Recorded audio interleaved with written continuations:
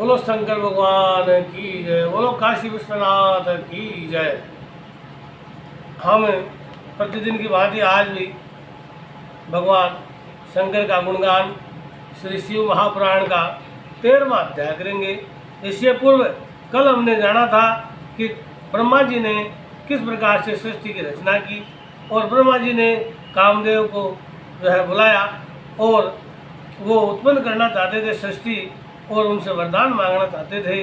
और फिर जगदम्बा से उन्होंने ब्रह्मा जी ने वरदान मांगा कि हे माता, हे जगदम्बे, आप सृष्टि की रचना में मेरा सहयोग करें। आप राजा दक्ष की पुत्री होकर के राजा दक्ष की यहाँ जन्म लेकर के मेरी पोत्री के रूप में आप वहाँ विराजमान हुए। तो इस प्रकार से माता ने हाँ कर दी और उन्होंने कहा कि मैं वहाँ पर जन्म लूँगी राजा दक्ष के यहाँ, और उस समय मेरा सती नाम होगा। और साथ ही ये भी कहा कि राजा दक्ष के द्वारा मेरा अपमान किया जाएगा, उस समय भोलेनाथ का अपमान किया जाएगा सदाशिव का, तो वहाँ से मैं अंतर्ध्यान हो जाऊंगी। ये कथा हमने कल सुनी थी। और उस शक्ति स्वरूपा जगदम्बा जो है पुनः भगवान शिव के साथ में चली जाएगी, ये बात उन्होंने कही। आज हम 13वां अध्याय पढ़ रहे हैं, 13वां अध्याय सुन रहे हैं और इसमें ब्रह्मा जी अपने पुत्र नारद से क्या कह रहे हैं वो अब मैं तुम्हें वृतांत सुनाता हूँ। हे नारद, जिस प्रकार इस मैथुनी सृष्टि की उत्पत्ति हुई है, भगवान सदाशिव ने शक्ति प्राप्त कर भगवान सदाशिव से शक्ति प्राप्त करके मैंने एक पुरुष तथा एक स्त्री को अपने आधे आधे शरीर से उत्पन्न किया। उस पुरुष का नाम स्वयंभू मनु रखा तथा स्त्री का नाम शत्रुपा रखा। ये पूरी सृष्टि मनु और शत्रुपा के जोड़े से बनी हुई है। हम सब मनु की संतान कहलाते हैं, मनु से मनुष्य बने। शत्रुपा ने तपस्या द्वारा मनु को जो है पति के रूप में प्राप्त किया। फिर उन दोनों पुरुष तथा स्त्री ने मेरे पास आकर के कहा कि हे पिता, आप हमें कुछ आज्ञा दीजिए। तब मैंने अत्यंत प्रसन्न होकर उन्हें यह आज्ञा दी कि तुम सर्वप्रथम भगवान सदाशिव का पूजन करो, तदुपरांत उनसे आज्ञा पाकर सृष्टि उत्पन्न करने का कार्य करो। मेरी आज्ञा को स्वीकार करके उन्होंने भगवान सदाशिव की तपस्या की और भगवान सदाशिव ने उस तपस्या से प्रसन्न होकर उन्हें अपना दर्शन दिया और वरदान मांगने के लिए कहा। उस समय मनु ने उनकी स्तुति करते हुए ये कहा कि हे प्रभु, अपने मन की इच्छा को आपके सामने प्रकट करना मूर्खता होगी, अतः आप हमारे लिए जो भी उचित समझें वो कार्य करें। यह सुनकर के भगवान त्रिशूल पाणी सदाशिव ने प्रसन्न होकर कहा कि हे मनु, तुम मनुष्य सृष्टि को उत्पन्न करो। उस सृष्टि कार्य में तुम्हें कोई कष्ट नहीं होगा। तुम्हें 3 प्रकार के ऋण चुकाने होंगे, जिन्हें देव ऋण, पितृ ऋण और ऋषि ऋण कहते हैं। 3 प्रकार के ऋण कौन कौन से हैं? देवताओं का ऋण, पिताजी का ऋण और ऋषियों का, महात्माओं का ऋण। ये 3 ऋण कहलाते हैं। इन तीनों ऋणों से पूर्ण हो जाना, यानी तीनों ऋणों को चुका देना, इसका उपाय विद्या पढ़ना, संतान उत्पन्न करना तथा यज्ञ करना। विद्या पढ़ने से देवताओं का ऋण समाप्त हो जाता है। संतान उत्पन्न करने से पिताजी का पितृ ऋण जो है वो समाप्त हो जाता है। और ऋषियों का यज्ञ करना जो कार्य है, उसके द्वारा ऋषियों का ऋण भी समाप्त हो जाता है। इतना कहकर शिव जी वहाँ से अंतर्ध्यान हो जाते हैं।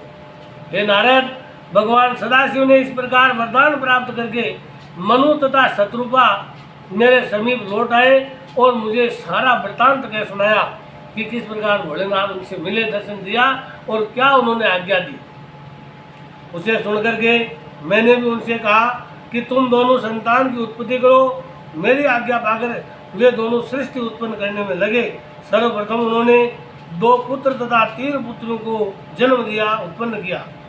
उनमें एक पुत्र प्रियव्रत के नाम से प्रसिद्ध हुआ और उसने गृहस्थ आश्रम में प्रवेश कर श्रेष्ठ धर्म का पालन किया। उसकी संतान भी अत्यंत शीलवान हुई। आगे चलकर उसी के वंश में भगवान श्री कृष्णचंद्र ने भी अवतार लिया। भगवान श्री कृष्णचंद्र ने प्रियव्रत के वंश में जन्म लिया। और मनु के दूसरे पुत्र का नाम था उतानपाद। पहले का तो प्रियव्रत और दूसरे का उतानपाद। उसके वंश में ध्रुव के समान योगी भक्त का जन्म हुआ, जिसको हम ध्रुव जो तारे के रूप में जानते हैं, वो ध्रुव ऋषि बने। मनु की पहली पुत्री का नाम अनुमति था। उसका विवाह मेरे पुत्र रुचि नामक मुनि के साथ में हुआ था। वह पुत्र मुझे अत्यंत प्रिय था। उसके द्वारा यज्ञ और दीक्षा नामक 2 संतानों की उत्पत्ति हुई। मनु की दूसरी पुत्री का नाम देवहूति था। उसका विवाह कर्दम मुनि के साथ में हुआ था। उसके गर्भ से भगवान कपिल देव ने जन्म लिया। कपिल मुनि ने कर्दम मुनि के कला, अनुसुया, श्रद्धा, निवर्ता, कर्मागति, शांति, अरुंधति, ख्याति, वहंती तथा बृहति नामक 10 कन्याएं भी हुई। कपिल मुनि के, कर्दम मुनि के। इनमें से 9 कन्याएं मारीच, अत्रि, अंगिरस, पुलस्त्य, पुलह, कृतु, भृगु, वशिष्ठ तथा अथर्वण नामक 9 ऋषियों को ब्याही गई। मनु की तीसरी पुत्री का नाम था प्रसूति। पहली 2 अनुमति, दूसरी देवहूति और तीसरी प्रसूति। उस प्रसूति का विवाह दक्ष के साथ में हुआ। उन दोनों से 60 कन्याएं उत्पन्न हुई। उनमें से दक्ष ने 10 कन्याओं का विवाह धर्मराज के साथ में कर दिया। 27 कन्याएं चंद्रमा को दे दी तथा 13 कन्याएं कश्यप ऋषि को दे दी। 4 कन्याएं तारक्ष्य को एवं भूत, अंगिरस तथा कृशाश्व को 2-2 कन्याएं ब्याह दी। उन सबसे बहुत अधिक संतानों की उत्पत्ति हुई और उसी के कुल में हमने विष्णु जी ने तथा शिव जी ने भी जन्म लिया। ब्रह्मा विष्णु महेश ने भी पुनः अवतार लिया, जन्म लिया। इस प्रकार अपनी 60 पुत्रियों का विवाह करने के उपरांत राजा दक्ष ने मेरे पास आकर सब हाल कह सुनाया और ये पूछा कि अब आप मुझे क्या आज्ञा देते हैं। तो दक्ष की बात सुनकर मैंने उसकी प्रशंसा करते हुए कहा कि हे पुत्र, अब तुम कोई ऐसा उपाय करो जिससे तुम्हारी एक पुत्री का विवाह शिव जी के साथ हो सके, भगवान सदाशिव के साथ में हो सके। ऐसा करने से तुम्हारा जन्म सफल हो जाएगा और हमारी सृष्टि भी पवित्र हो जाएगी। मेरी यह आज्ञा सुनकर दक्ष कठिन तपस्या करने के लिए चला गया और उस तपस्या के प्रभाव से आदि शक्ति जगदम्बा ने दक्ष के घर में अवतार लेकर के जन्म लिया। बोलो शंकर भगवान की जय, बोलो मातेश्वरी जगदम्बा की जय।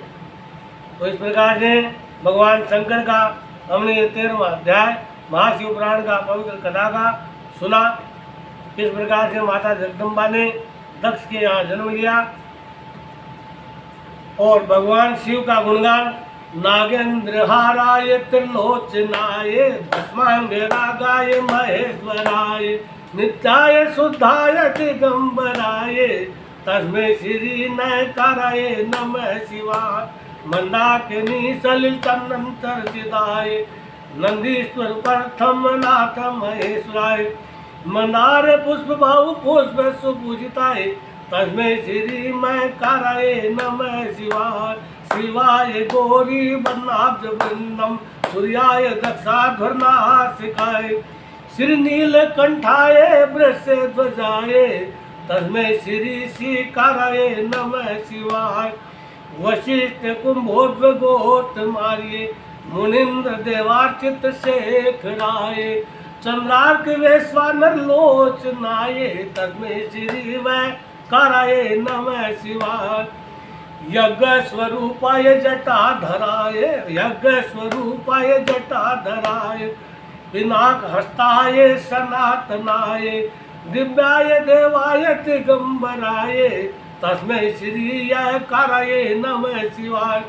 इस प्रकार से भगवान शिव के न मैं शिवाय जो 5 अक्षर बनते हैं, इन 5 की परिभाषा इस मंत्र के द्वारा बता दी गई है। भगवान भोलेनाथ के अपार नाम है, सहस्त्रों नाम है, लेकिन ये 5 अक्षरों का नाम यदि लेते हैं तो अपने जीवन में कल्याण ही कल्याण होता है। बोलो शंकर भगवान की जय। हर हर महादेव।